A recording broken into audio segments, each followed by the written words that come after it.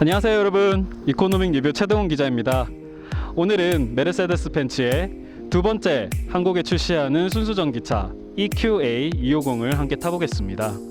EQA는 지난달 정식 출시돼 현대차 아이오닉 5, 기아 EV6, 니로 EV 같은 동급 모델과 경쟁하고 있습니다.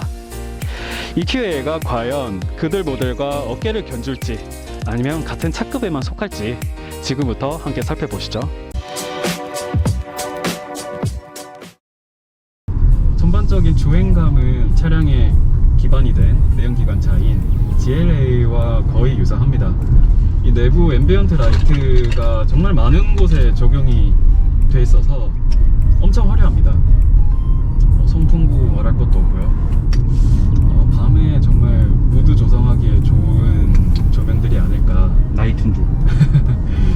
그리고 이번에 이 EQA에 적용된 인포테인먼트 시스템, 우리가 보통 내비게이션, 소프트웨어, 내비게이션 화면 이렇게 얘기를 하는데, 이 안에 이제 적용되는 소프트웨어가 MBUX라고 벤츠가 최근에 차에 적용하고 있는 최신 그 인포테인먼트 시스템을 적용하고 있어서요. 전에 몇 년 전에 탔던, 불과 작년에 탔던 신차만 하더라도 내비게이션 시스템이 목통이 된다든지 렉이 걸린다든지 화면이 엉뚱하게 겹친다든지 하는 그런 좀 불편함을 경험했었거든요. 지금 차량이 움직일 때마다 그 지도상의 차량 위치를 잘 따라가고 있거든요. 이런 점에서 좀 많이 개선됐다. 가속 페달을 밟았다가 뗐을 때, 또는 브레이크 페달을 밟았을 때 제동력이라고 말하잖아요. 멈추는 힘, 속력을 줄이는 힘, 그 힘의 일부가 배터리로 들어가면서 달리면서 이제 우리는 전기차 배터리를 충전할 수가 있는 거죠. 장거리 운행을 하면 할수록 효용을 느끼실 수 있지 않을까 싶습니다. 우리가 목적지에 도착했을 때 여기 계기판에서 회생 제동으로 바뀐 에너지가 얼마나 되는지 여기 보시면은 보너스라고 적혀 있는 게 보이시죠? 네, 지금 1.1km인데 제가 지금까지 달리는 동안 출발하고 제가 멈춰 서 있는 이 구간까지 1.1km를 전기차 충전기에서 충전한 게 아닌 달리면서 회생 제동 기능으로 이만큼 더 달릴 수 있었다 라는 그 숫자를 보여주는 겁니다. 정속 주행을 하면서 급발진 급제동 안 하고 부드럽게 잘 주행을 하시면 그만큼 더 많은 전기차 배터리 전력 보너스를 얻으실 수 있습니다. 재미를 느끼실 수도 있지 않을까. 저는 좀 재밌거든요. 이 벤츠에서는 원페달 드라이빙이라고 가속 페달 밟아서 속력을 높이고, 이제 속력을 줄일 때는 브레이크 페달 밟을 필요 없이 이제 회생 제동 기능으로 속력을 줄일 수 있고, 제가 지금 완전히 페달 뗐거든요, 발을. 근데 계속 가요. 앞차랑 완전히 박지 않고 멈춰 서려면 결국 브레이크 페달을 밟아야 된다는 겁니다. 그런 점에서는 조금 국산 최신 전기차와 비교되는 부분이라고 얘기할 수 있습니다. 아이오닉 5나 기아 EV6 같은 거는 그 기사에서 주로 이제 보셨을 텐데 전용 전기차라고 해서 전기차 전용 플랫폼을 탑재한 차량입니다. EQA 같은 경우에는 계속 말씀드리는 것처럼 GLA를 기반으로 만들어진, GLA가 내연기관차잖아요. 그러니까 기존 이 기름차의 차체를 기반으로 만들어진 순수 전기차이기 때문에 인테리어 같은 부분에서 많은 부분이 유사하고요. EQA는 지금 GLA를 만드는 공장 라인에서 같이 만들 수 있거든요. 그러니까 많은 부분을 공유하기 때문인데요. 벤츠가 이 차를 그렇게 만든 이유는 단가가 싸기 때문입니다.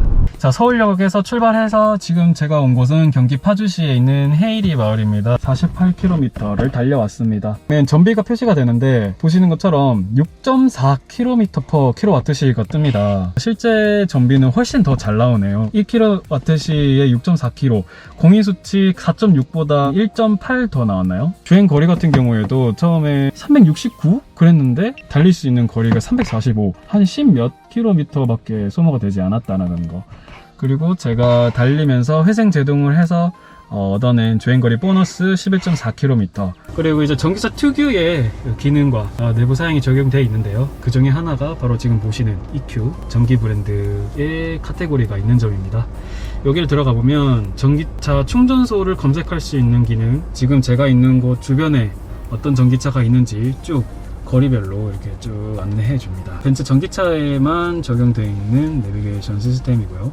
네, 2열 전경 지금 살펴보고 계신데요. 준준형 SUV에 걸맞은 여유롭고 뭐 모자람 없는 규모를 보여주고 있습니다. 사실 이 2열 시트 같은 경우에는 다른 차량과 비교했을 때 뒤로 젖혀지는 리클라이닝 기능이 없습니다.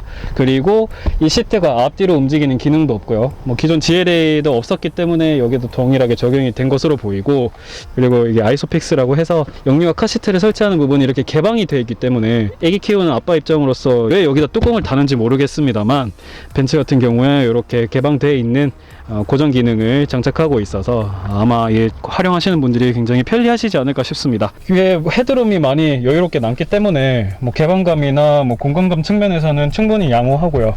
레그룸도 1열 시트 조금 앞으로 당겨야 발이 조금 걸리는 게 없겠긴 하지만 넓은 간격을 확보할 수 있기 때문에 넉넉합니다. 보시는 것처럼 보이시나요? 제 허벅지가 굉장히 떠 있죠. 뒤에서부터 앞에까지 간격이 굉장히 짧고 이 높이가 낮게 설정되어 있습니다. 배터리를 보호하기에는 좋은 높이이겠으나 협소하다라는 느낌, 이 엉덩이 받침 측면에서는요. 지금부터 이 EQA의 트렁크 적재 공간을 한번 살펴보겠습니다. EQA는 역시 고급차인 것만큼 킥모션으로 문을 열 수 있답니다. 보시죠. 네, 다른 차에 비해서 대충 이렇게 발기질을 했는데 잘 열리네요. 트렁크의 용량은 340리터입니다. 에어 시트 폴딩 했을 때는 1320리터까지 늘어난다는 점.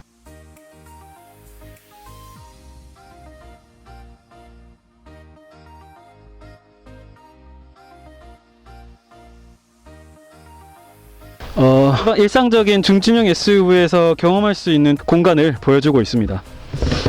제가 이렇게 누웠을 때는 머리가 위로 좀 많이 튀어나오고 있거든요. 위에 평탄한 매트를 좀 깔아서 좀 위에까지 누울 수 있는 공간을 확보해야 웬만한 성인분들이 누우실 수 있을 것이라 예상이 됩니다. 사실 좀 완전히 편하지는 않지만 조금 이렇게 구부정하게 앉아 있으면 저는 이렇게 앉아 있을 수 있거든요. 지상고가 높아졌어요. 그래서 제 다리가 많이 뜨고, 여기서 다시 올라설 때 여기 조금 엉덩이는 걸칠 수가 있는데 완전히 위로 올라가시기 위해서는 조금 도움닫기가 필요하다는 점. 네, 여러분 지금까지 EQA 함께 타보셨습니다. 어떠셨나요? EQA는 디자인이나 가격 등 측면에서는 프리미엄 감성을 갖춘 것이 분명합니다. 다만 보여지는 성능 측면에서는 동급 모델에 비해 열등해서 자칫 빛 좋은 개살구로 여겨질 수 있겠습니다. 차량을 구매하셨거나 또는 이 차량을 구매하시려는 분들이 이 영상을 보시고 EQA라는 차량에 대한 더 큰 강한 확신감을 얻으시길 바라겠습니다. 지금까지 이코노믹 리뷰였습니다. 고맙습니다.